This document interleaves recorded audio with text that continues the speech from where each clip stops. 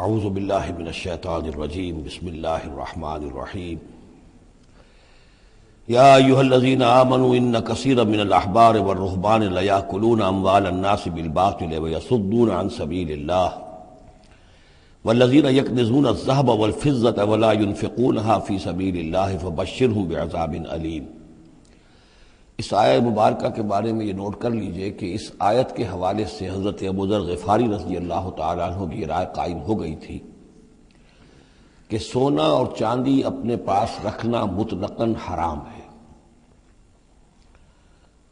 جو لوگ کہ سونا اور چاندی اپنے پاس رکھتے ہیں، جمع کرتے ہیں، گاڑھتے ہیں، ان کو کنز بناتے ہیں، خزانہ بناتے ہیں، اس کے لیے تو یہ رائے اگرچہ ان کی صحیح نہیں تھی، اس لیے کہ جو دین کا عام قانون ہے وہ یہ ہے کہ انسان حلال ذریعے سے کمائے، اس میں سے جو وہ خرچ کرے اللہ کی راہ میں وہ ٹھیک ہے، اس کو اس کا اجر ملے گا۔ اگر وہ کچھ رکھتا ہے اپنے پاس تو وہ حرام نہیں ہے، بلکہ پھر یہ کہ وہ اس کی اولاد کو منتقل ہو جائے گا، قانون وراثت ہوگا۔ اگر اپنے پاس کچھ رکھنا ہی نہ ہو تو پھر وراثت کس چیز میں ہوگی؟ اس لیے قانون تو وہی ہے، البتہ یہ ہے کہ وہ جو کہا گیا ہے کہ اللہ کی راہ میں خرچ کرو، خرچ کرو، خرچ کرو، کتنا کرو، قل العفو، تو یہ ایک روحانی تعلیم ہے، اخلاقی تعلیم ہے کہ جمع نہ کرو، اللہ کی راہ میں خرچ کر دو۔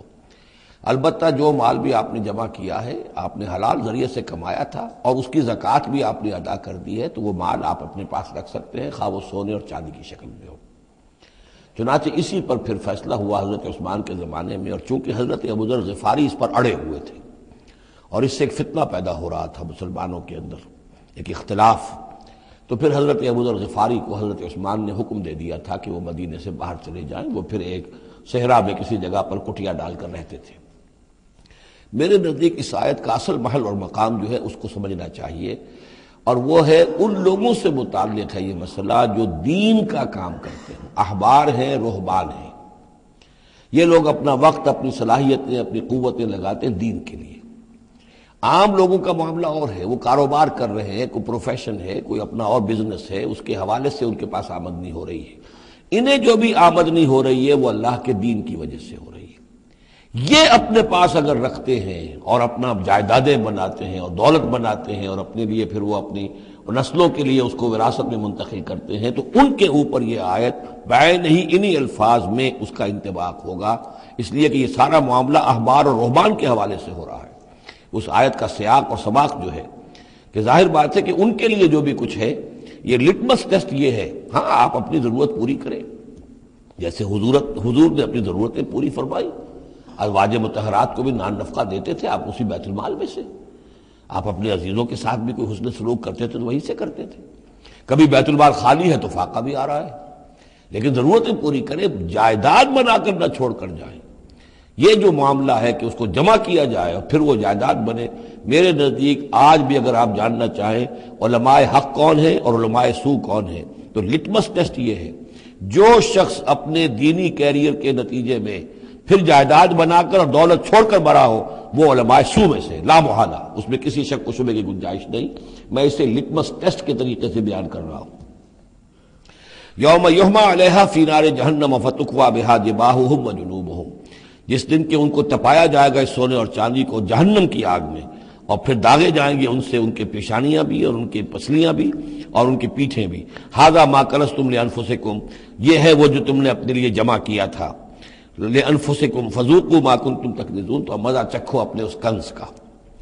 ان عدت الشہور عند اللہ 12 شہرا، اللہ کے ہاں مہینوں کی تعداد 12 ہے، فی کتاب اللہ، اللہ کی شریعت میں، اللہ کے قانون میں، تکوینی بھی اور تشریعی بھی۔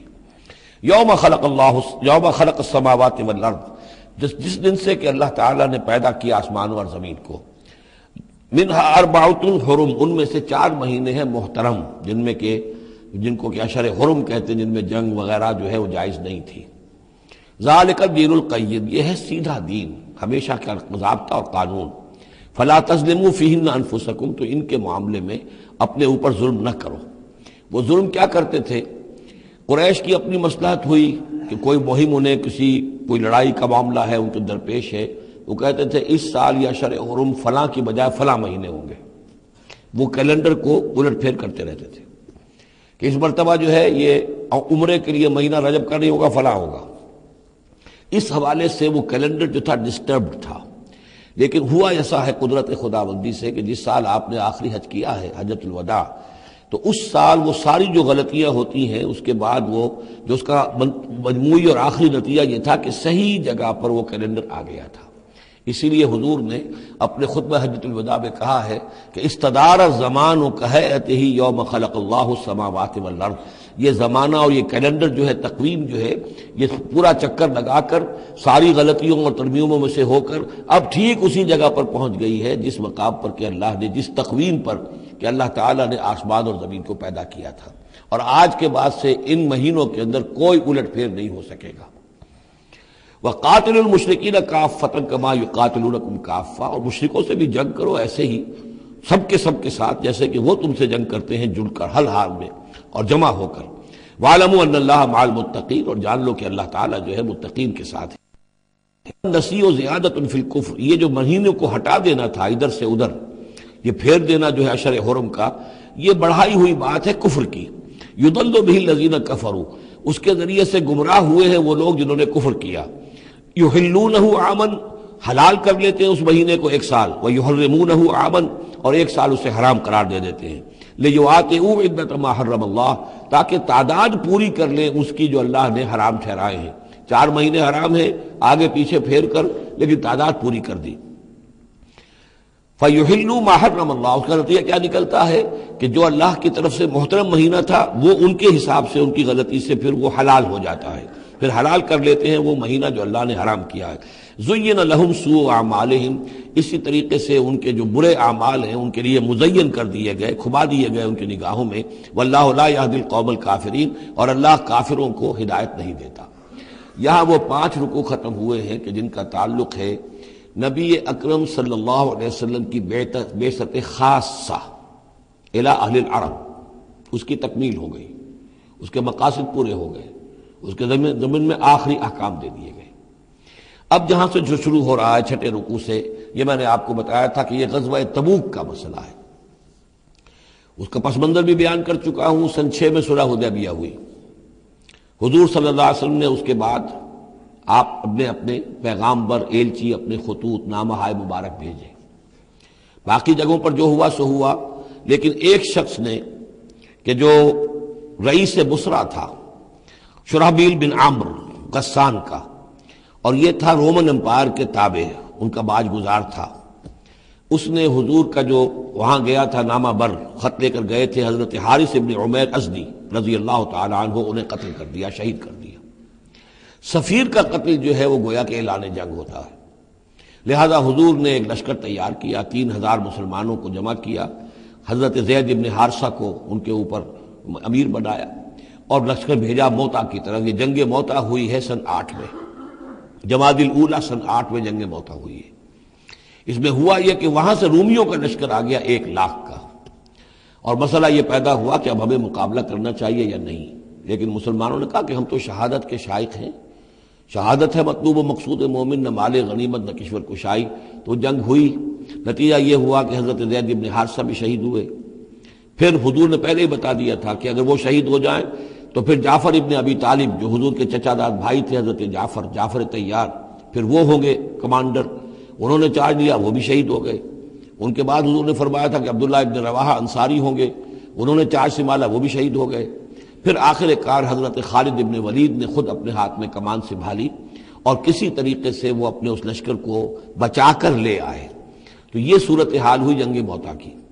اس کے بعد نبی اکرم صلی اللہ علیہ وسلم نے پھر اعلان عام کیا کہ اب میں خود جاؤں گا، اور اب وہ جنگ تبوک کا مسئلہ ہوا کہ اب تمام مسلمان، ہر صاحب ایمان کے لیے میرے ساتھ نکلنا ضروری ہے، ہم تبوک تک جائیں گے۔ تبوک آخری سرحد تھی کہ جو رومن امپائر جہاں سے شروع ہو جاتی تھی، یہ حجاز کا آخری شہر ہے، مدینے سے جہاں تک میرا اندازہ ہے کوئی 300 ساڑھے 300 میل شمال میں ہے، اور بڑا سخت جو ہے صحرا درمیان میں آتا ہے۔ شدید گرمی کا موسم تھا، شدید گرمی کا موسم، تب طویل سفر، ادھر فصل تیار تھی کہ کھجوریں پکی ہوئی تھی، اگر انہیں اتاریں گے نہیں وقت پر تو ضائع ہو جائے گی، اور اگر سب مرد چلے جاتے ہیں تو عورتیں تو کھجوریں نہیں اتار سکتی، کیونکہ کھجور کا اتارنا جو ہے پھل کا وہ آسان کام نہیں ہوتا۔ یہ سارے ایسے امتحانات جمع ہو گئے کہ اس کے لیے اہل ایمان کا بھی آخری امتحان ہو گیا، جس کے نتیجے میں جو منافقین تھے ان کا گویا کہ تش تش بام ہو گیا، ان کا معاملہ، ان کی کمزوریاں، ان کی خباثتیں کھل کر سامنے آ گئی۔ تو یہ یوں سمجھیے کہ یہ 11 رکوع منافقین کے موضوع پر قرآن مجید کا آخری مقام اور ذروۂ سنام ہے۔ جیسے کہ اس سے پہلے سورہ نساء کے اندر بہت بڑا حصہ جو ہے، تقریباً نصف سورت جو ہے وہ متعلق تھی منافقین سے ہی۔ یہاں پر بھی یوں سمجھیے کہ یہ 11 رکوع جو ہیں وہ بہت سے مضامین اس میں آئیں گے، لیکن یہ کہ ایک جو درمیان میں یوں سمجھیے کہ جو دھاگا ہوتا ہے جس میں موتی پروئے ہوئے ہیں، ان میں وہی منافقین کا مضمون ہے۔ تو اس میں یہ ہے کہ آپ کو معلوم ہے کہ حضور 30,000 کا لشکر لے کر گئے تھے، اور اس میں وہاں جا کر ہرقل اگرچہ موجود تھا، ہرقلیس، لیکن اس نے مقابلے میں آنے کی جرت نہیں کی۔ وہ پہچان چکا تھا کہ یہ اللہ کے رسول ہیں، اور میں اگر براہ راست ان کے مقابلے میں آؤں گا تو مار کھا جاؤں گا۔ حضور وہاں مقیم رہے، وہاں کے آس پاس کے لوگ آئے، انہوں نے معاہدے کیے، اپنی سرحدوں کو آپ نے محفوظ کیا، اور پھر آپ واپس آ گئے۔ گویا کہ جنگ کی نوبت نہیں آئی، لیکن یہ کہ دھاک بیٹھ گئی حضور کی اور مسلمانوں کی کہ سلطنت روما نے پسپائی اختیار کی ہے، رومن امپائر مقابلے میں آنے کی ہمت نہیں کر سکی۔ تو وہ جو بھی درنگ موتا کی وجہ سے جو کچھ ہوا اکھڑی تھی، اللہ تعالیٰ نے اس ہوا کو دوبارہ جو ہے قائم کر دیا۔ بہرحال اس کے بعد یہ سلسلہ آگے بڑھا حضرت ابوبکر کے زمانے میں، کیونکہ حضور نے اپنے مرض وفات میں بھی ایک لشکر تیار کر دیا تھا، اور زید ابن حارثہ رضی اللہ تعالیٰ عنہ کے بیٹے حضرت اسامہ ابن زید کو اس کا سربراہ مقرر کیا تھا۔ جب آپ کا انتقال ہوا ہے تو وہ لشکر تیار تھا۔ اب اس موقع پر جو منافقین کی جان پر بن گئی، تو خطاب تو شروع ہو رہا ہے یا ایھا الذین آمنوا سے، لیکن وہ بات ذہن میں رکھ لیجیے جو میں نے سورہ نساء میں آپ سے کہی تھی کہ منافقین سے بھی خطاب ہوتا ہے تو یا ایھا الذین آمنوا کے صیغے سے ہوتا ہے، اس لیے کہ وہ بھی مسلمان تھے، ایمان کا دعویٰ کرتے تھے۔ یا ایھا الذین آمنوا ما لکم اذا قیل لکم انفروا فی سبیل اللہ ثاقلتم الی الارض، اے ایمان کے دعوے دارو تمہیں کیا ہو گیا ہے جب تم سے کہا جاتا ہے نکلو اللہ کی راہ میں تو تم گرے جاتے ہو، دھسے جاتے ہو زمین کی طرف، یعنی کہ وہ پاؤں من کے بھر کے ہو گئے اور اٹھا نہیں جا رہا، حوصلہ جو ہے جواب دے گیا۔ ارضیتم بالحیات الدنیا من الآخرہ، اب یہ وہی سرچنگ کوسچن، ذرا سوچو کیا تم نے آخرت کی بجائے دنیا کی زندگی کو قبول کر لیا ہے؟ دعوے دار تو ہو ایمان بالآخرت کے، لیکن اگر تم اللہ کی راہ میں جنگ کے لیے نکلنے کے لیے تیار نہیں ہو تو اس کا مطلب یہ کہ تم آخرت ہاتھ سے دے کر اور دنیا خرید رہے ہو۔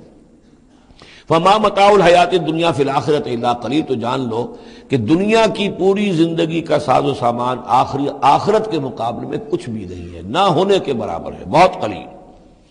الا تنفروا، اگر نہیں نکلو گے اللہ کی راہ میں، یعذبکم عذابا علیما، تمہیں عذاب دے گا، دردناک عذاب، ویستبدل قوما غیرکم، اور تمہیں ہٹا کر کسی اور قوم کو لے آئے گا۔ اس نے اپنے دین کا جھنڈا اٹھوانا ہے، تم نہیں اٹھاتے، تمہیں دفع کرے گا، ریجیکٹ کرے گا، مردود کر دے گا اور کسی اور قوم کو لے آئے گا۔ ولا تضروہ شیئا، اور تم اللہ کا کوئی نقصان نہیں کر سکو گے۔ واللہ علی کل شیء قدیر، اللہ ہر چیز پر قادر ہے۔ الا تنصروہ، اگر تم ان کی مدد نہیں کرو گے یعنی حضور کی، فقد نصرہ اللہ، تو اللہ نے تو مدد کی ان کی۔ اذ اخرجہ الذین کفروا ثانی اثنین اذ ہما فی الغار، جبکہ کافروں نے انہیں اپنے گھر سے اور مکے سے نکلنے پر مجبور کر دیا تھا، جبکہ دو میں کے دوسرے تھے، دو ہی تھے، حضور تھے اور حضرت ابوبکر تھے رضی اللہ تعالی عنہ۔ اذ ہما فی الغار، جبکہ وہ دونوں غار میں تھے۔ اذ یقول، یہ غار ثور کا واقعہ ہے۔ اذ یقول لصاحبہ لا تحزن، جب حضرت ابوبکر نے رضی اللہ تعالی عنہ یہ کہا کہ حضور یہ تو پہنچ گئے ہیں غار کے دہانے تک، اگر کسی نے ذرا بھی نیچے جھانک لیا تو ہم نظر آ جائیں گے۔ تو حضور نے فرمایا لا تحزن، فکر نہ کرو، ان اللہ معنا، اللہ ہمارے ساتھ ہے۔ فانزل اللہ سکینتہ علیہ، تو اللہ تعالیٰ نے تسکین اور سکون نازل کر دیا ان پر۔ وأیدہ بجنود لم تروہا، اور ان کی مدد فرمائی ان لشکروں سے جنہیں تم نہیں دیکھتے۔ وجعل کلمۃ الذین کفروا السفلی، اور جس کا نتیجہ یہ نکلا ہے کہ کافروں کا کلمہ جو ہے وہ نیچا پڑ چکا ہے، پورے جزیرہ نما عرب کے اندر اللہ کا دین جو ہے غالب آ چکا ہے۔ وجعل کلمۃ الذین کفروا السفلی، اللہ نے بنا دیا ہے کافروں کی بات کو سب سے نیچے۔ وَكَلِمَةُ اللَّهِ هِيَ الْعُلْيَا، اور اللہ کا کلمہ تو سب سے اونچا ہے ہی۔ وَاللَّهُ عَزِيزٌ حَكِيمٌ، اللہ تعالیٰ زبردست ہے، حکمت والا۔ انفروا خفافا وثقالا، نکلو خواہ ہلکے خواہ بوجھل۔ یہ ہلکے اور بوجھل کے دو پہلو ہو سکتے ہیں، یا تو داخلی طور پر بوجھل دل کے ساتھ نکلو یا آمادگی کے ساتھ نکلو، نکلنا پڑے گا۔ اب یہ نکلنا فرض عین ہے، یہ نفیر عام ہے۔ وہ بات گئی جبکہ صرف تحریض تھی، ترغیب تھی، وہ دور ختم ہوا۔ اب نکلنا پڑے گا، اس جنگ میں نفیر عام ہے، چاہے بوجھل دل کے ساتھ نکلو اور چاہے کھلے دل کے ساتھ اور آمادگی کے ساتھ نکلو۔ اور اس کے ایک معنی یہ بھی ہو سکتے ہیں، چاہے تمہارے پاس ساز و سامان کافی ہے تب بھی نکلو، کم ساز و سامان ہے تب بھی نکلو۔ تو خارجی طور پر بھی ہو سکتا ہے یہ بوجھل اور ہلکا، اور داخلی طور پر بھی۔ وَجَاهِدُوا بِأَمْوَالِكُمْ وَأَنفُسِكُمْ فِي سَبِيلِ اللَّهِ، اور جہاد کرو اللہ کی راہ میں اپنے اموال سے اور اپنی جانوں سے۔ ذَلِكُمْ خَيْرٌ لَكُمْ إِن كُنتُمْ تَعْلَمُونَ، یہی تمہارے لیے بہتر ہے اگر تم علم رکھتے ہو۔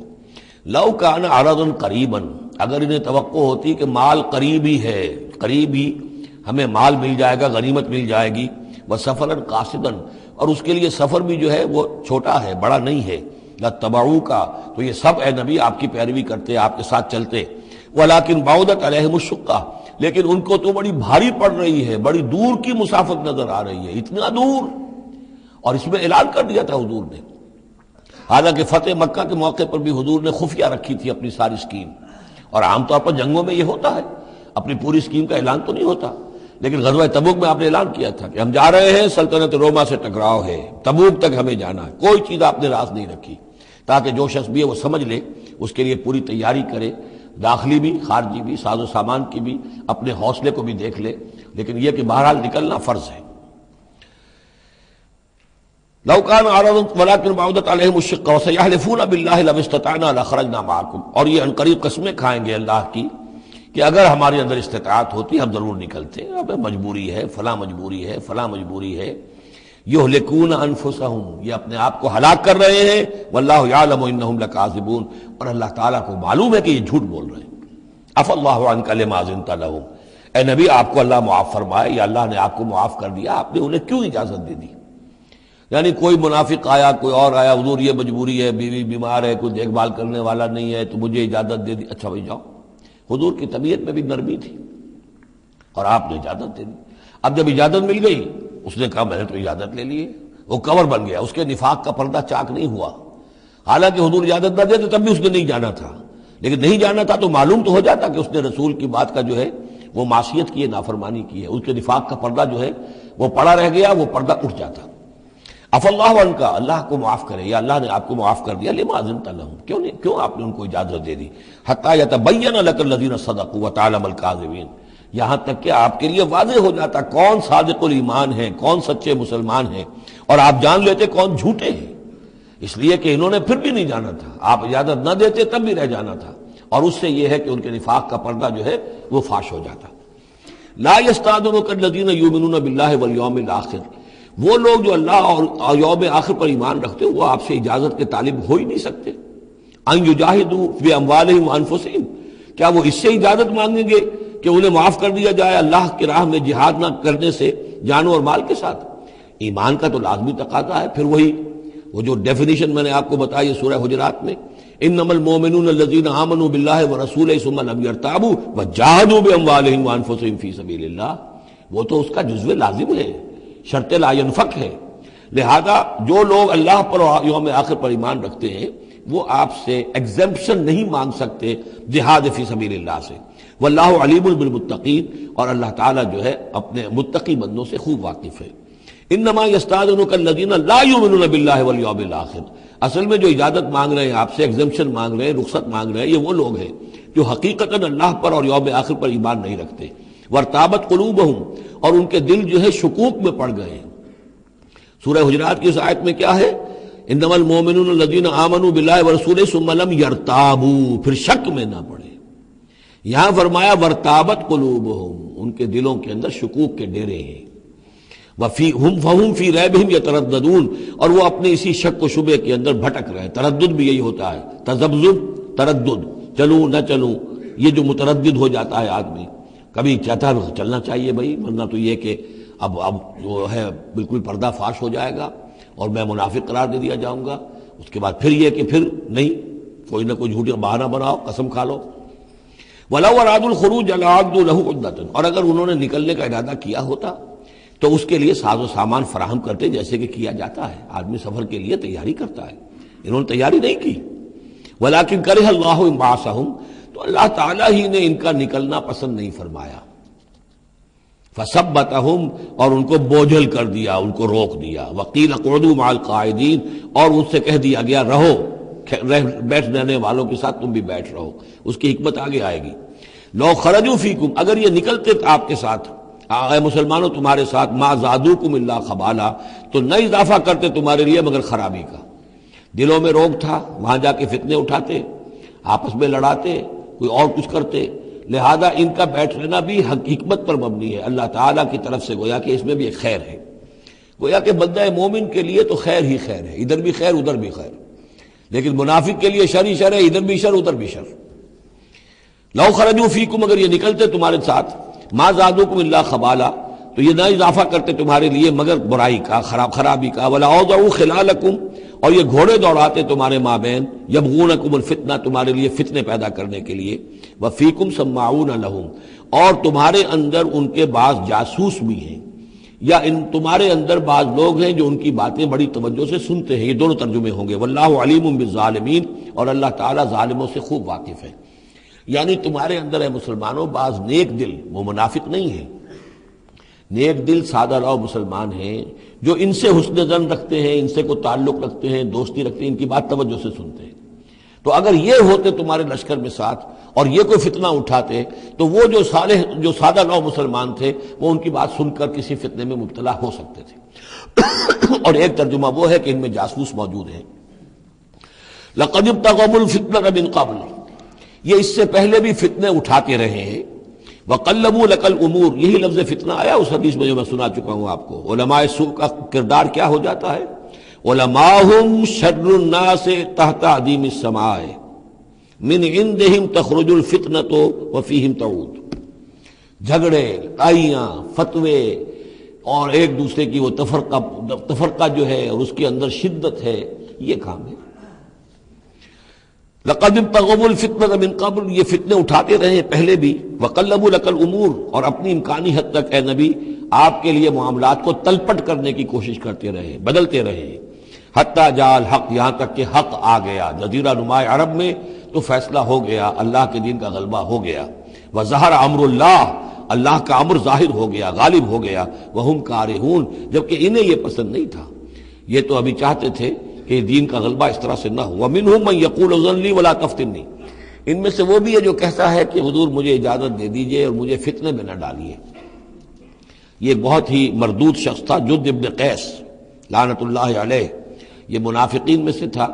یہ آیا اور اس نے بڑا استہزاء کا انداز اختیار کیا حضور کے ساتھ. حضور مجھے تو آپ اجازت دے دیجئے. کیوں بھائی، کیا معاملہ ہے، کیا مجبوری ہے؟ حضور میں ذرا حسن پرست قسم کا انسان ہوں، اور وہ شام کی طرف آپ جا رہے ہیں، شامی عورتیں بہت خوبصورت ہوتی ہیں، تو میں تو اپنے اوپر قابو نہیں رکھ سکوں گا، میں فتنے میں مبتلا ہو جاؤں گا، تو آپ مجھے فتنے سے بچا لیں. وَمِنْهُمْ مَنْ يَقُولُ اذن لِّي وَلَا تَفْتِنِّي، اور ان میں سے وہ بھی ہے جو کہتا ہے کہ مجھے تو اجازت دے دیجئے، ایکسپٹ کر دیجئے، اور مجھے فتنے میں نہ ڈالیے، میں آپ کے ساتھ جاؤں گا تو فتنے میں پڑ جاؤں گا. أَلَا فِي الْفِتْنَةِ سَقَطُوا، آگاہ ہو جاؤ، فتنے میں تو پڑ چکے، اور فتنہ کون سا ہوگا؟ جو بدبخت اس قسم کا معاملہ کر رہا ہے، بدترین فتنے کا شکار تو ہو چکا. وَإِنَّ جَهَنَّمَ لَمُحِيطَةٌ بِالْكَافِرِينَ، اور یقیناً جہنم جو ہے ان کافروں کا احاطہ کیے ہوئے ہے. ان تصبک حسنۃ تسوء، اے نبی اگر آپ کو کوئی اچھی بات پہنچتی ہے، کوئی فتح ہوتی ہے، کوئی خیر آتا ہے، کوئی اچھی خبر آتی ہے، تسوء انہیں بری لگتی ہے.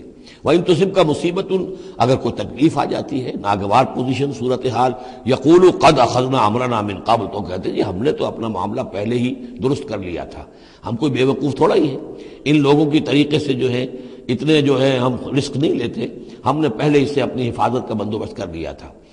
یقول قد اخذنا امرنا من قبل ویتولوا وهم فرحون، اور وہ پیٹھ پھیرتے ہیں اور بڑے شاداں فرحاں ہوتے ہیں کہ مسلمانوں پر مصیبت آ گئی اور ہم بچ گئے. قل لن یصیبنا الا ما كتب اللہ لنا، یہ آیتیں تو ہر شخص کو یاد کر لینی چاہیے. یہ دو آیتیں بندہ مومن کے لیے بہت بڑا ہتھیار ہیں، بہت بڑا اسلحہ ہے. کہو لن یصیبنا الا ما كتب اللہ لنا، اے بدبختو ہم پر کوئی مصیبت نہیں آ سکتی سوائے اس کے جو اللہ نے ہمارے لیے لکھ دی ہو. ہوا مولانا، وہ ہمارا مولا ہے. اگر اس کی طرف سے تکلیف آ جائے، دوست کی طرف سے تکلیف آ جائے، کہ ہرچہ ساقی ما ریخت عین الطاف، میرا ساقی میرے پیالے میں جو بھی ڈال دے اس کا لطف و کرم ہی ہے۔ تو اللہ کی طرف سے جو آئے سر تسلیم خم ہے جو مزاج یار میں آئے، نہ شود نصیب دشمن کے شود ہلاک تیغت، سر دوستاں سلامت کے تو خنجر آزمائی۔ اہل ایمان کا تو معاملہ یہ ہونا چاہیے، قل لن یصیبنا الا ما کتب اللہ لنا هو مولانا، وہ ہمارا مولا ہے، اس کے اذن کے بغیر پتہ تک نہیں ہل سکتا، تو ہمیں ڈر کس کا ہو؟ وعلی اللہ فلیتوکل المؤمنون، اور اللہ ہی پر توکل کرنا چاہیے اہل ایمان کو۔ قل هل تربصون بنا الا احدى الحسنيين، ان سے کہو ہمارے بارے میں تم کن چیزوں کا انتظار کر سکتے ہو سوائے دو نہایت عمدہ چیزوں کے۔ یہ حسنین کیا ہے؟ احسن، احسن افعل تفضیل ہوا، اس سے مؤنث بنا حسنا، حسنا کا تثنیہ بنا تو حسنین، دو نہایت احسن صورتوں کے سوا ہمارے لیے تیسری ہے ہی نہیں۔ کیا مطلب؟ ہم سب اللہ کی راہ میں شہید ہو جائیں، احسن، ہم کامیاب ہو کر آ جائیں، احسن، تیسری کیا بات ہے؟ تو ہمارے لیے تو خیر ہی خیر ہے، ڈراتے ہمیں کس سے ہو؟ قل لن یصیبنا، قل هل تربصون بنا، یہ تم ڈرا رہے ہو ہمیں اور جو کہہ رہے ہو ہمیں کس چیز کا خوف؟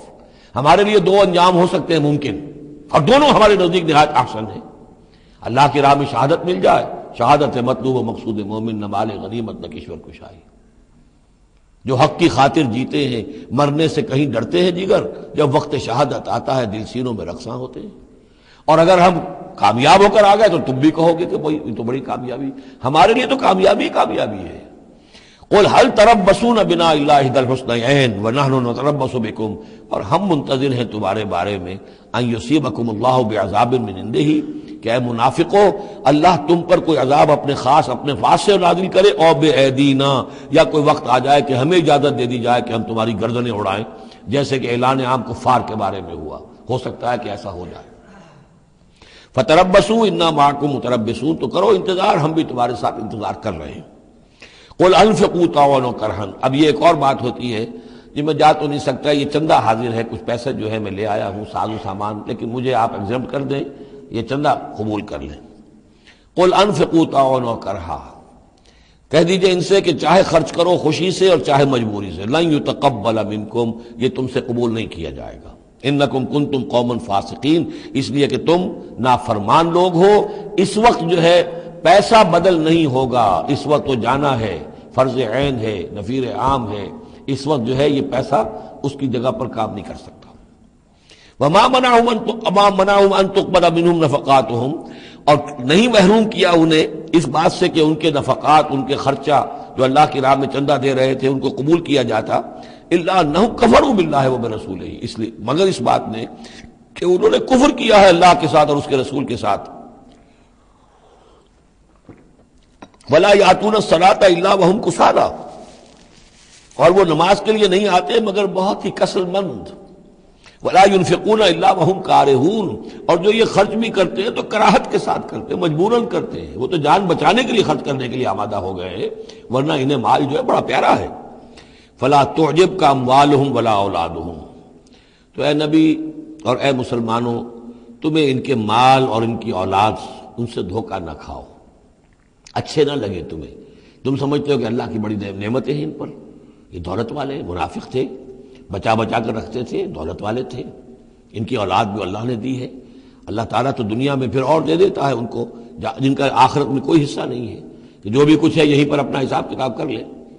فلا تعجب کا، تو تعجب نہ کرو اس کے مال اور اولاد کے بارے میں، بہت سخت الفاظ آ رہے، انما یرید اللہ لیعذبہم بہا فی الحیات الدنیا، اللہ تعالیٰ چاہتا یہ ہے کہ انہی چیزوں کے ذریعے سے انہیں دنیا کی زندگی میں عذاب دے۔ یہی اولاد سوہان روح بھی بن جاتی ہے، یہی بڑا چہیتا لاڈلا بیٹا جس کے لیے کیا کچھ کیا ہے، اور ہو سکتا ہے کہ وہی جو ہے باپ کے لیے سوہان روح بن جائے۔ یہی مال و دولت جو ہے وَتَزْهَقَ أَنفُسُهُمْ وَهُمْ كَافِرُونَ، اور اللہ چاہتا ہے کہ ان کی جانیں نکلے اسی کفر کی حالت میں، وہ لپٹے رہے اسی مال سے اور اپنی اولاد سے اور اپنی دولت سے اور جائیداد سے، اور ان کو آنکھ ان کی کھلنی نصیب نہ ہو، تاکہ اللہ تعالیٰ چاہتا ہے کہ آخری عذاب کے مستحق بن جائے۔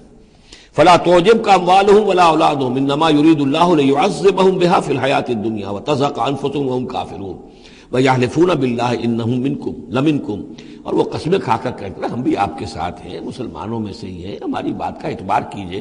وَمَا هُم مِّنكُم، لیکن مسلمانوں یہ حقیقت میں تم میں سے نہیں ہے.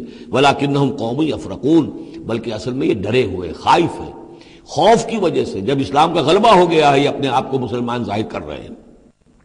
لَوْ يَجِدُونَ مَلْجَأً أَوْ مَغَارَاتٍ أَوْ مُدَّخَلًا، اگر یہ پالے کہیں کوئی پناہ کی جگہ یا کوئی غار مغارات اور مدخلاً جہاں سر گھسانے کی جگہ ہو، لَوَلَّوْا إِلَيْهِ وَهُمْ يَجْمَعُونَ، تو یہ اسی کی طرف لوٹ جائیں گے اور اپنی رسیاں توڑا لیں گے جیسے کوئی جانور رسی توڑا کے بھاگتا ہے.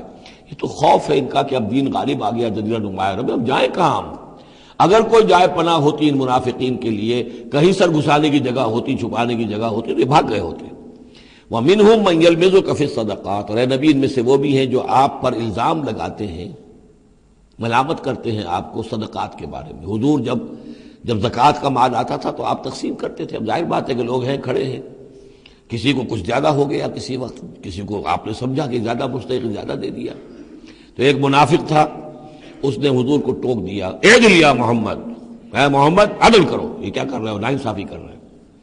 تو حضور کو غصہ آیا اس پر صلی اللہ علیہ وسلم، ان لم عادل فمن عادل، اگر میں عدل نہیں کروں گا تو کون کرے گا. لیکن یہ کہ بہرحال اس کا بھی ذکر ہو رہا ہے. وَمِنْهُمْ مَنْ يَلْمِزُكَ فِي الصَّدَقَاتِ، ان میں سے وہ لوگ بھی ہیں جو آپ پر تان کرتے ہیں خیرات کے بانٹنے میں، صدقات اور زکوٰۃ کی تقسیم میں. فَإِنْ أُعْطُوا مِنْهَا رَضُوا، اگر ان کے کھتے بھر دیے جائیں، انہیں دیا جائے تو راضی ہیں. وَإِنْ لَمْ يُعْطَوْا مِنْهَا إِذَا هُمْ يَسْخَطُونَ، اور اگر انہیں نہ دیا جائے تو پھر وہ ناراض ہو جاتے ہیں، غصے ہوتے ہیں، لال پیلے ہوتے ہیں. وَلَوْ أَنَّهُمْ رَضُوا مَا آتَاهُمُ اللَّهُ وَرَسُولُهُ، اور اگر وہ راضی رہتے اس پر جو دیا انہیں اللہ نے اور اس کے رسول نے. وَقَالُوا حَسْبُنَا اللَّهُ، اور کہتے اللہ ہمارے لیے کافی ہے.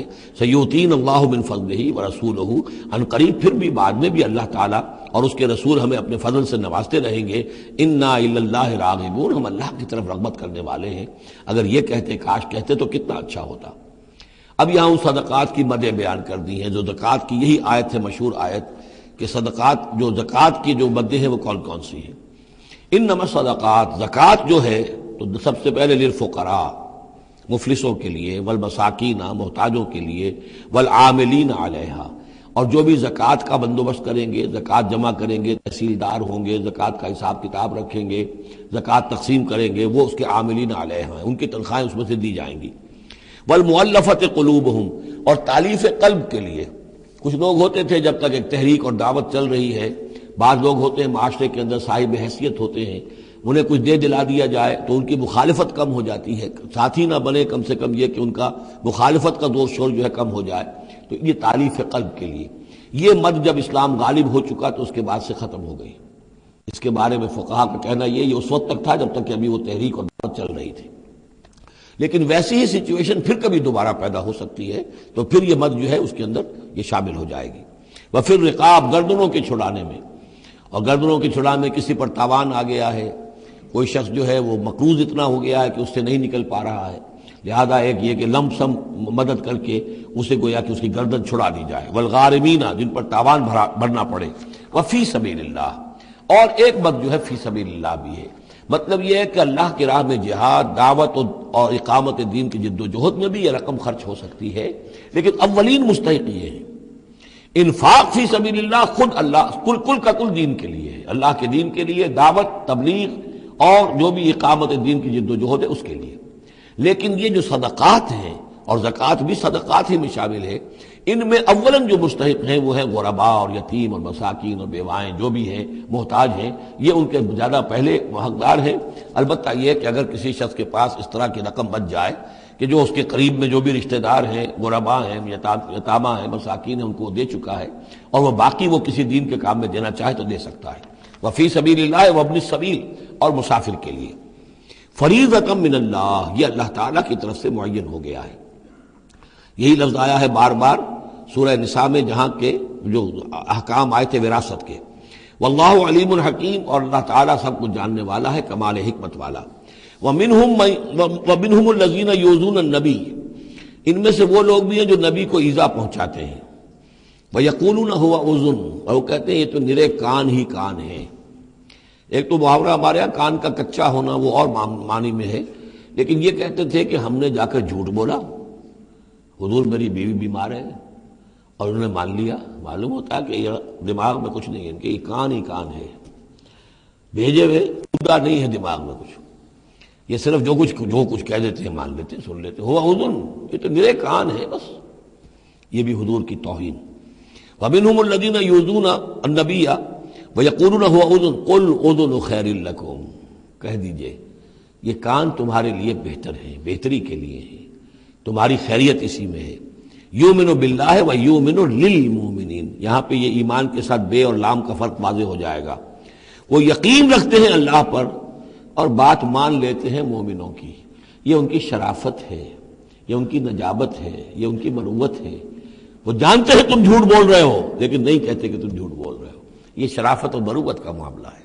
یہ نہیں ہے کہ انہیں معلوم نہیں ہے. بندہ مومن جو ہے وہ تو یہ ہے کہ اتقوا فراست المومن، مومن کی فراست سے ڈرو، فإنہ ينظر بنور اللہ، وہ اللہ کے نور سے دیکھتا ہے. تو جو عام مومن کا معاملہ یہ ہو تو رسول کا معاملہ کیا ہوگا؟ کیا انہیں پتہ نہیں چلتا تھا کہ جھوٹ بول رہے ہیں؟ لیکن آپ کی مروت اور شرافت. قل اذن خیر لکم یؤمن باللہ والیوم الآخر ویؤمن للمؤمنین ورحمۃ للذین آمنوا منکم. اور جو تم میں سے واقعی مومن ہیں ان کے حق میں رحمت ہے. والذین یؤذون رسول اللہ لہم عذاب علیم. اور جو ایذا پہنچاتے ہیں اللہ کے رسول کو ان کے لیے بڑا دردناک عذاب ہے. یحلفون باللہ لکم لیرضوکم. اے مسلمانوں یہ تمہارے سامنے قسمیں کھاتے ہیں اللہ کی تاکہ تمہیں راضی کریں. اب ظاہر بات ہے کہ حضور کا تو جا کر بہانہ جو کیا اور لے کر آ گئے، اب مسلمانوں سے بھی کہہ رہے ہیں، قسمیں کھا کھا کر اپنے یقین دلا رہے ہیں کہ ہم مخلص ہیں، آپ ہمارے شک نہ کریں. یحلفون باللہ لکم لیرضوکم، تاکہ تمہیں راضی کر لیں. واللہ ورسولہ احق ان یرضوہ. اللہ اور اس کا رسول زیادہ حقدار ہیں کہ وہ انہیں راضی کریں ان کانوا مومنین، اگر وہ واقعتاً مومن ہیں. الم یعلموا انہ من یحادد اللہ ورسولہ. کیا وہ جانتے نہیں ہے کہ جو کوئی بھی مقابلہ کرے گا اور سرکشی کرے گا اللہ اور اس کے رسول کے مقابلے میں آ جائے گا، فان لہ نار جہنم خالدا فیہا، تو اس کے لیے تو جہنم کی آگ ہے جس میں وہ ہمیشہ ہمیشہ رہے گا. ذالک الخزي العظیم. اور یہ بہت بڑی رسوائی ہے. یحذر المنافقون ان تنزل علیہم سورۃ تنبئہم بما فی قلوبہم. اے مسلمانوں یہ منافق ڈرتے رہتے ہیں کہ کہیں ایسا نہ ہو کہ مسلمانوں پر کوئی ایسی صورت نازل ہو جائے کہ جو ان کو ہمارے دلوں کی حالت بتا دے. اللہ کی طرف سے وحی آ سکتی ہے، ہم جو کہ جھوٹ بول رہے ہیں ہمارا پردہ چاک کر دیا جائے اور ہمارا جو ہے وہ ہمارے لیے شامت آ جائے. قل استہزئوا، کہیے کہ نہیں ڈرتے، ابھی تم استہزاء کرتے رہو. ان اللہ مخرج ما تحذرون. لیکن بہرحال ایک وقت آئے گا جس چیز سے تم ڈر رہے ہو اللہ اسے ظاہر کر دے گا، عیا کر دے گا. وَلَئِن سَأَلْتَهُمْ لَيَقُولُنَّ. اور اگر آپ ان سے پوچھیں گے تو کہیں گے اِنَّا كُنَّا نَخُوضُ وَنَلْعَبُ. وہ جب بکواس کرتے تھے آپس میں، حضور کے خلاف بات کر رہے ہیں، کسی مومن صادق کے اوپر کوئی تہمت لگا رہے ہیں. اب اگر کسی نے جا کر کوئی بات بتا دی حضور کو کہ فلاں شخص تو یہ کہہ رہا تھا، عبداللہ ابن ابی یہ کہہ رہا تھا، فلاں نے یہ کہا ہے، حضور نے بلایا، طلب کیا، پوچھا، تو اب وہاں پر آئیں گے. وَلَئِن سَأَلْتَهُمْ، اگر پوچھیں گے، بات پرس کریں گے آپ ان سے، لَيَقُولُنَّ، وہ لازماً کہیں گے اِنَّمَا كُنَّا نَخُوضُ وَنَلْعَبُ. یہ تو ویسے ہی ذرا گپ بازی میں لگے ہوئے تھے، یہ تو تھوڑی سی جو تھی ہماری گفتگو جو ہو رہی تھی وہ لائٹ وین میں گفتگو ہو رہی تھی، اس کو خامخواہ اس شخص نے جو ہے وہ سنجیدگی سے لے لیا، ہم کھیل رہے تھے دل لگی میں، یہ بات ہم نے کہہ دی تھی. قُلْ أَبِاللَّهِ وَآيَاتِهِ وَرَسُولِهِ كُنتُمْ تَسْتَهْزِئُونَ. کہیے تو کیا تم اللہ کے ساتھ اور اس کی آیات کے ساتھ اور اس کے رسول کے ساتھ استہزاء کر رہے تھے؟ تمسخر، یہ دل لگی تمہاری، بازی بازی بارش بابا ہم بازی. اب اللہ اور رسول جو ہیں اور اس کی آیات جو ہیں وہ بھی تمہارے لیے تختہ برش بن گئی ہیں استہزاء اور تمسخر کا. لا تعتذروا، اب بہانے مت بناؤ. قد کفرتم بعد ایمانکم، تم کفر کر چکے ہو اپنے ایمان کے بعد. ان نعفو عن طائفۃ منکم، اگر ہم تمہاری ایک جماعت کی طرف سے درگزر کریں گے، نعذب طائفۃ، تو کسی دوسری جماعت کو ہم عذاب بھی اب دیں گے. اب وہ وقت آ رہا ہے کہ تمہیں سزائیں بھی ملیں گی، بانہم کانوا مجرمین، اس لیے کہ وہ مجرم تھے. المنافقون والمنافقات بعضهم من بعض. یہ منافق مرد اور منافق عورتیں سب ایک دوسرے میں ہی سے ہیں، یعنی ان کی کا گٹھ جوڑ ہے. یامرون بالمنکر، یہ بدی کا حکم دیتے ہیں، بجائے اس کے کہ امر بالمعروف کرتے یہ برائی کا حکم دیتے ہیں. وینہون عن المعروف، اور نیکی سے روکتے ہیں. مت خرچ کرو، سنبھال کے رکھو، پاگل ہو گئے ہو، آخر مستقبل کی فکر کرنی چاہیے. لہذا وہ نہیں عن المعروف اور امر بالمنکر. یامرون بالمنکر وینہون عن المعروف ویقبضون ایدیہم، اپنے ہاتھوں کو مٹھیوں کو بند رکھتے ہیں، خرچ نہیں کرتے. نسوا اللہ فنسیہم، انہوں نے اللہ کو بھلا دیا تو اللہ نے انہیں بھلا دیا، نظر انداز کر دیا. ان المنافقین هم الفاسقون، یقیناً یہی منافق ہیں کہ جو سرکش ہیں، نافرمان ہیں. وعد اللہ المنافقین والمنافقات والکفار نار جہنم خالدین فیہا، اللہ نے وعدہ کیا ہے ان منافق مردوں اور منافق عورتوں سے اور تمام کفار سے آگ کا، جہنم کے آگ کا، خالدین فیہا، جس میں وہ ہمیشہ ہمیشہ رہیں گے. ہی حسبہم، بس وہی ان کے لیے کفایت کرے گی. ولعنہم اللہ، اور اللہ تعالیٰ نے ان پر لعنت فرما دی ہے. ولہم عذاب مقیم، اور ان کے لیے عذاب ہے قائم رہنے والا، مسلسل دائم اور قائم عذاب. کالذین من قبلہم، اسی طرح کے وہ لوگ، یہ بھی ان لوگوں کے مانند ہیں کہ جو ان سے پہلے تھے. کانوا اشد منکم قوۃ، وہ تم سے کہیں بڑھ کر تھے طاقت میں. واکثر اموالا، اور بہت زیادہ تھے مال میں، واولادن، اور اولاد میں. یعنی یہ قومیں جو گزری ہیں کافروں کی، قوم سمود اور قوم عاد، وہ تم سے کہیں بڑھ کر تھی، قوت میں بھی اور اپنی تعداد میں بھی، مال میں، اولاد میں. فاستمتعوا بخلاقہم، انہوں نے بھی اپنے اپنے وقت میں اپنے نصیب کا فائدہ اٹھا لیا، اپنا حصہ وصول کر لیا. فاستمتعتم بخلاقکم، اب تم بھی اپنا حصہ مکمل کر چکے ہو، اب تمہارا انجام بہت قریب آ چکا ہے. كما استمتع الذين من قبلكم بخلاقهم، جیسے کہ ان لوگوں نے اپنا حصہ وصول کر لیا تھا اور اس سے فائدہ اٹھا لیا تھا جو تم سے پہلے تھے.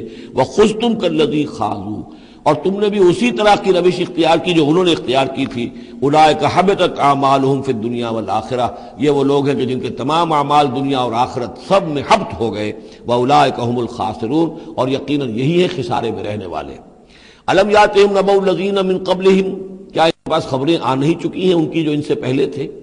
قوم نوح وعاد وثمود وقوم ابراہیم واصحاب مدین والمؤتفکات.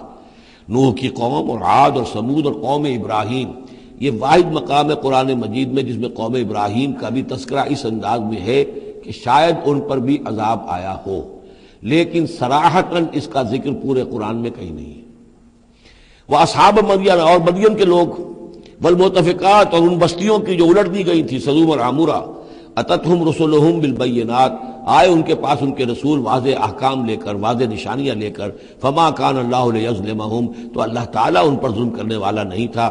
لیکن کانوا انفسہم یظلمون، بلکہ وہ اپنے اوپر خود ہی ظلم ڈھاتے رہے. والمؤمنون والمؤمنات بعضهم اولیاء بعض، وہ منافق مرد اور منافق عورتوں کی بات تھی. اب فرمایا اور ایمان والے مرد اور ایمان والی عورتیں، بعضهم اولیاء بعض، وہ ایک دوسرے کے ساتھی ہیں، ایک دوسرے کے پشت بنا ہے، مددگار ہیں. یامرون بالمعروف، ان کا طرز عمل یہ ہے کہ نیکی کا حکم دیتے ہیں، مشورہ دیتے ہیں. وینہون عن المنکر، بدی سے روکتے ہیں. ویقیمون الصلاۃ، نماز قائم کرتے ہیں. ویؤتون الزکوٰۃ، اور زکوٰۃ ادا کرتے ہیں. ویطیعون اللہ ورسولہ، اور اللہ اور اس کے رسول کی اطاعت کرتے ہیں. اولئک سیرحمہم اللہ، یہی ہیں وہ لوگ کہ جن پر اللہ تعالیٰ رحمت فرمائے گا. ان اللہ عزیز الحکیم، یقیناً اللہ زبردست ہے، حکمت والا. اللہم ربنا اجعلنا منہم. وعد اللہ المؤمنین والمؤمنات جنات تجری من تحتہا الانہار خالدین فیہا، اللہ نے وعدہ کیا ہے مومن مردوں اور مومن عورتوں سے ان باغات کا جن کے دامن میں یا جن کے نیچے ندیاں بہتی ہوں گی، اور اس میں وہ ہمیشہ رہیں گے. ومساکن طیبۃ فی جنات عدن، اور بڑے ستھرے اور بہت عمدہ مکان رہائش کے لیے ان کو دے گا، رہنے کے باغات میں، ریزیڈینشل گارڈنز میں. وَرِضْوَانٌ مِّنَ اللَّهِ اکبر، یہ ساری چیزیں تو ہے ہی، سب سے بڑی شے یہ کہ اللہ ان سے راضی ہو جائے گا. رضا اللہ کی وہ سب سے بڑی شے ہے، سب سے بڑی نعمت ہے. ذالک هو الفوز العظیم، وہ تو ہے بہت ہی بڑی کامیابی.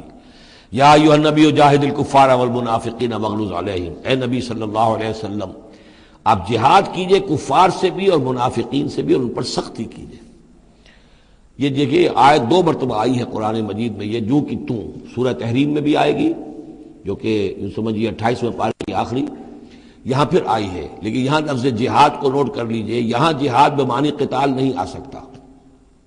منافقین کے ساتھ آپ نے کبھی جنگ نہیں کی. جہاد، جد و جہد، کوشش، ان کی ریشہ دوانیوں کو ختم کرنا، ان کی سازشوں کا زور توڑنا، یہ جہاد تھا. یہ جہاد، قتال کی کوئی نوبت منافقین کے ساتھ کبھی کوئی قتال نہیں ہوا. یہاں جہاد خالص اس جہاد کے معنی میں ہے جو قتال سے کم تر ہے، دون القتال. یا ایھا النبی جاہد الکفار والمنافقین، اے نبی آپ مجاہدہ کیجئے، جد و جہد کیجئے. اسی لیے جب غزوہ تبوک سے آپ واپس آ رہے تھے تو ایک حدیث ہے کہ آپ نے فرمایا رجعنا من الجہاد الاصغر الى الجہاد الاکبر، ہم چھوٹے جہاد سے بڑے جہاد کی طرف لوٹ آئے ہیں۔ اب اس کی تعبیریں مختلف کی گئی ہیں کہ اتنا بڑا جہاد سلطنت روما کے خلاف گئے تھے، اسے آپ جہاد اصغر کہہ رہے ہیں، وہاں سے لوٹ کر ہم آ گئے، اب جہاد اکبر سامنے ہے۔ تو اس کی عام طور پر جو توجیہ لوگوں نے کی ہے وہ تو یہ ہے کہ یہ جہاد جو نفس کے خلاف ہے وہ سب سے اکبر ہے، سب سے بڑا ہے، اور یہ بات صحیح ہے۔ آپ سے پوچھا گیا ای الجہاد افضل یا رسول اللہ، آپ نے فرمایا ان تجاہد نفسک فی طاعت اللہ، کہ اللہ کے رسول یہ بتائیے کہ سب سے افضل جہاد کس کا ہے؟ آپ نے فرمایا کہ تم جہاد کرو اپنے نفس کے خلاف اور اسے اللہ کا مطیع بناؤ۔ تو اسی پر گویا کہ اس کو محمول کیا ہے، لیکن میرے نزدیک حقیقت یہ ہے کہ اب یہ جو مارے آستین تھے، کہ جو مدینے کے اندر منافقین تھے، اب ان کے خلاف جہاد کرنا تھا، اور اس میں چونکہ اندیشے تھے کہ ان کے تعلقات تھے اوس اور خزرج کے لوگوں کے ساتھ، عام لوگوں کے ساتھ دوستیاں تھیں، تو اس میں فتنے اٹھ لگے۔ واپس آ کر آپ نے مسجد زرار کو پھر جلایا ہے، گرایا ہے، یہ بہت بڑا قدم تھا۔ عام مسلمان جو اس میں مشتعل بھی ہو سکتے تھے کہ مسجد کو گرا رہے، لیکن یہ کہ یہ اقدامات آپ نے کیے ہیں صلی اللہ علیہ وسلم اس آیت کے اترنے کے بعد اور تبوک سے واپسی کے بعد۔ یا ایھا النبی جاہد الکفار والمنافقین واغلظ علیہم، اے نبی جہاد کیجئے کافروں سے بھی اور منافقین سے بھی، اور ان پر سختی کیجئے۔ ومأواہم جہنم، ان کا ٹھکانہ جہنم ہے، وبئس المصیر، اور وہ بہت برا ٹھکانہ ہے۔ یحلفون باللہ ما قالوا، وہ اللہ کی قسم کھا کر کہتے ہیں کہ ہم نے یہ بات نہیں کہی، کوئی بات جو بھی آئی، کوئی غلط بات کہی، کوئی استہزاء کیا، کوئی تمسخر اڑایا۔ وَلَقَدْ قَالُوا كَلِمَةَ الْكُفْرِ، حالانکہ انہوں نے کہا ہے کفر کا کلمہ۔ یہ ایک بات انہوں نے کہی تھی، اس کا ذکر آ جائے گا تفصیل سے سورہ منافقون میں 28ویں پارے میں، واقعہ وہاں تفصیل سے آیا ہے۔ تو لیکن یہ کہ کسی نوجوان نے آ کر حضور کو بتا دیا کہ اس نے یہ کہا ہے، اب حضور نے طلب فرمایا، انہوں نے کہا نہیں یہ بالکل جھوٹ بولتا ہے اس نے یہ، اور اس نے خامخواہ جو ہے فتنہ اٹھانے کی کوشش کی ہے۔ تب یہ آیت نازل ہوئی، اللہ نے اس نوجوان کو سچا کیا اس آیت کے ذریعے سے کہ جھوٹ وہ عبداللہ ابن ابی بول رہا ہے، یہ نوجوان نہیں بول رہا۔ یحلفون باللہ ما قالوا، وہ قسم کھا رہے ہیں اللہ کی کہ ہم نے وہ بات نہیں کہی۔ وَلَقَدْ قَالُوا كَلِمَةَ الْكُفْرِ، حالانکہ انہوں نے کہا کلمہ کفر۔ وَكَفَرُوا بَعْدَ إِسْلَامِهِمْ، اور وہ اپنے اسلام کے بعد کفر منکر ہو چکے، کفر کر چکے۔ وَهَمُّوا بِمَا لَمْ يَنَالُوا، اور انہوں نے ارادہ کیا تھا اس شے کا کہ جس کو وہ حاصل نہ کر سکے۔ یہ ایک خاص واقعہ ہوا تھا کہ جب تبوک سے واپس آپ آ رہے تھے تو ایک موقع پر آپ عام راستے سے، قافلے سے ذرا ہٹ کر ایک پہاڑی راستے کی طرف سے آپ کا گزر ہوا، اور وہ تنگ راستہ تھا، وہاں سے بس ایک ہی اونٹ ایک وقت میں گزر سکتا تھا۔ حضور کے ساتھ 2 آپ کے صحابہ تھے۔ وہاں ان لوگوں نے کوشش کی، منافقین نے، کچھ لوگ تھے کہ جنہوں نے اپنے ڈھاٹے باندھ لیے کہ پہچان میں نہ آئے، اور رات کی تاریکی میں انہوں نے ہاتھ چلایا، چاہتے تھے کہ حضور کو شہید کر دیں۔ بہرحال وہاں پر جو ہے کسی طریقے سے جو 2 آپ کے جانثار ساتھی تھے انہوں نے انہیں کھدیڑا، مار کر بھگایا۔ پھر حضور نے ان کو بتا بھی دیا تھا، جن میں حضرت حذیفہ ابن یمان بھی تھے رضی اللہ تعالی عنہ، اور حضرت عمار تھے، عمار ابن یاسر۔ ان دونوں کو بتا دیا تھا کہ فلاں فلاں نام ہے، یہ فلاں فلاں منافق ہے، لیکن یہ میرا راز رہے گا تمہارے پاس، تم نے یہ نام کسی کو بتانے نہیں ہے۔ یہ اسی لیے حضرت حذیفہ کا نام پڑ گیا تھا صاحب سر النبی، نبی کا ایک راز ہے ان کے پاس، نبی کے ایک رازدان، وہ حضرت حذیفہ ابن یمان۔ وَهَمُّوا بِمَا لَمْ يَنَالُوا، انہوں نے تو ارادہ کیا تھا وہ چیز جو وہ حاصل نہ کر سکے۔ وَمَا نَقَمُوا إِلَّا أَنْ أَغْنَاهُمُ اللَّهُ وَرَسُولُهُ، اور یہ نہیں انتقام لے رہے مگر اس شے کا کہ اللہ نے اور اس کے رسول نے انہیں غنی کر دیا ہے۔ اللہ اور ان کا رسول ان کی طلب مال کو دیکھ کر انہیں صدقات میں سے، مال غنیمت میں سے بفراغت دیتا رہا، من فضلہ، اپنے فضل سے۔ وَإِن يَتُوبُوا يَكُ خَيْرًا لَّهُمْ، اب بھی اگر توبہ کر لیں تو یہ ان کے لیے بہتر ہوگا۔ وَإِن يَتَوَلَّوْا، اور اگر وہ پیٹ موڑیں گے، يُعَذِّبُهُمُ اللَّهُ عَذَابًا عَلِيمًا، اللہ انہیں عذاب دے گا، بہت دردناک عذاب، فی الدنیا والآخرہ، دنیا میں بھی اور آخرت میں بھی۔ وَمَا لَهُمْ فِي الْأَرْضِ مِن وَلِيٍّ وَلَا نَصِيرٍ، اور پوری زمین میں ان کے لیے نہ کوئی ولی ہوگا، پشت پناہ ہوگا، مددگار ہوگا، اور نہ ہی کوئی حامی ہوگا۔ وَمِنْهُمْ مَنْ عَاهَدَ اللَّهُ، اب یہ وہ 3 آیتیں آ گئی ہیں جو میری تقریروں میں بہت مرتبہ آئی ہیں، ہم مسلمانان پاکستان کے لیے خاص لمحہ فکریہ ہیں۔ مدینے کے منافقین کی ایک خاص قسم کا تذکرہ ہو رہا ہے۔ وَمِنْهُمْ مَنْ عَاهَدَ اللَّهُ، ان میں سے وہ لوگ بھی ہیں جنہوں نے اللہ سے عہد کیا تھا، لَئِنْ آتَانَا مِنْ فَضْلِهِ، اگر اللہ ہمیں اپنے فضل سے نواز دے گا، غنی کر دے گا، دولت دے دے گا، دولت مند کر دے گا، لَنَصَّدَّقَنَّ وَلَنَكُونَنَّ مِنَ الصَّالِحِينَ، ہم خوب صدقہ خیرات کریں گے اور نیک بن جائیں گے۔ فَلَمَّا آتَاهُم مِّن فَضْلِهِ، جب اللہ نے انہیں نواز دیا اپنے فضل سے، غنی کر دیا، بخلوا بہ، اب اس دولت کے ساتھ بخل کیا، وتولوا وہم موردون، اور پیٹھ موڑ لی اور اعراض کیا، فعاقبہم نفاقا فی قلوبہم، تو اللہ نے سزا کے طور پر ڈال دیا ان کے دلوں میں نفاق۔ عاقبہم، عقوبت، سزا۔ دنیا میں نقد سزا یہ ملتی ہے اللہ سے کوئی وعدہ کر کے پھر جانے کی کہ نفاق جو ہے وہ دل میں پیدا ہو جاتا ہے۔ یہ نفاق ہے پاکستان کے مسلمانوں کا روگ۔ پاکستان بنایا تھا، پاکستان کا مطلب کیا؟ لا الہ الا اللہ۔ ہندوستان کے مسلمان نے ووٹ دے کر اپنا فرض کفایہ ادا کر دیا کہ جاؤ بھائی، تم جو ہم پہ گزرے گی سو گزرے گی، تم جاؤ اور اسلام قائم کرو۔ ہم نے کیا کیا ہے؟ 50 برس سے زائد ہو گئے، کیا کیا ہے؟ اسلام کہاں ہے؟ یہ بے وفائی، یہ بد عہدی، اس کا نتیجہ کیا ہے؟ 3 نفاق ہیں جو اس قوم کے اوپر مسلط ہو گئے۔ نفاق باہمی، اب وہ قوم نہیں رہی، قومیتوں میں تحلیل ہو چکی ہے، اب عصبیتیں ہیں، صوبائیت ہے، لسانیت ہے، اور نہ معلوم کیا کچھ ہے، فرقہ واریت ہے۔ دوسرے، کردار کا بیڑا غرق ہو گیا۔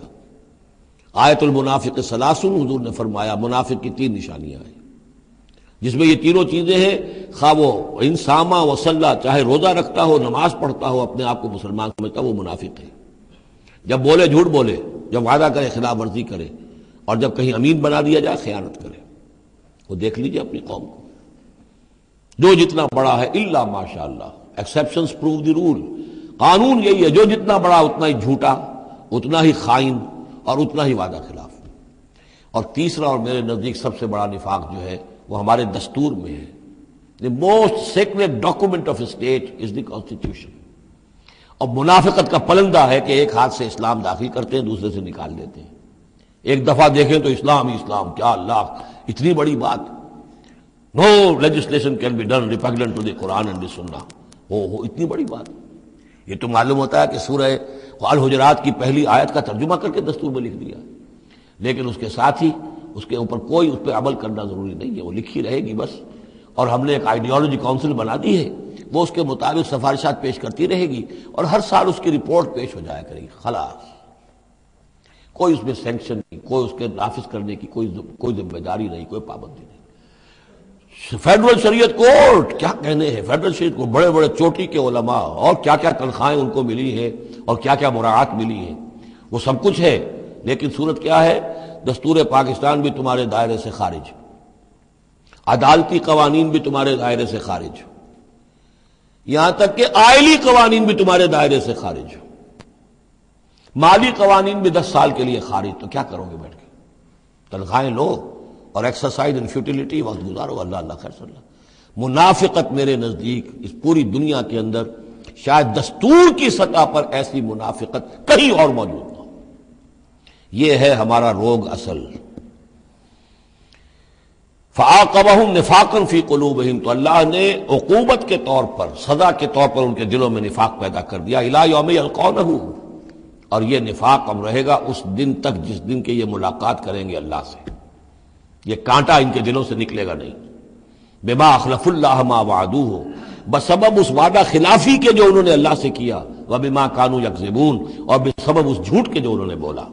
الم یعلموا ان اللہ یعلم سرهم ونجواهم، کیا انہیں یہ معلوم نہیں ہے کہ اللہ تعالیٰ ان کی چھپی اور کھلی چیزوں کو، چھپی چیزیں اور جو نجوا کرتے ہیں، یہ وہ بیٹھ کر آپس میں سازشیں کرتے ہیں، اللہ ان سے واقف ہے۔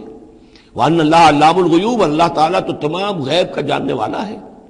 الَّذِينَ يَلْمِزُونَ الْمُطَوِّعِينَ مِنَ الْمُؤْمِنِينَ، یہ لوگ کہ جو اہل ایمان میں سے جو بھی نیکی کی کوشش کرتے ہیں اپنی طرح دل سے، اپنی امکانی حد تک ان کے اوپر تان کرتے ہیں، استہزاء کرتے ہیں۔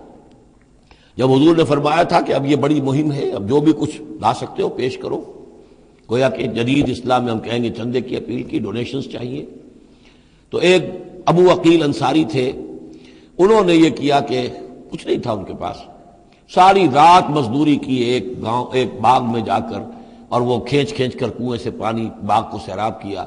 صبح کو انہیں کچھ کھجوریں ملی، رات بھر کی مزدوری، آدھی لے جا کر اپنے گھر میں دے دی اپنی بیوی بچوں کو، اور آدھی لا کر حضور کی خدمت میں پیش کر دی۔